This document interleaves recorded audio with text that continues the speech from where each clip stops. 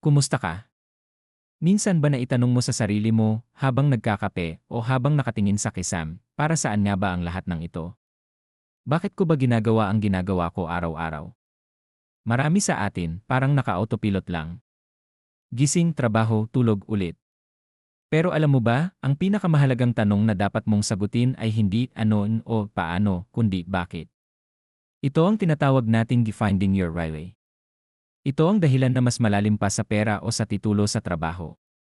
Ito yung apoy sa loob mo na hindi kayang patayin ng kahit anong ulan ng problema. Kapag nahanap mo ang iyong nagbabago ang pananaw mo.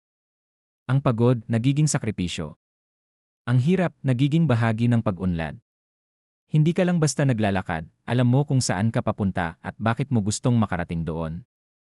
Ang iyong ang magsisilbing kumpas mo sa mundong puno ng ingay at distractions. Kaya ngayong araw, hamunin mo ang sarili mo. Huminto ka sandali.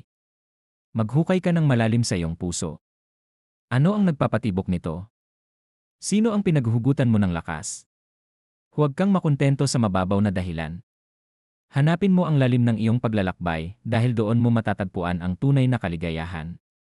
Kaya mo yan.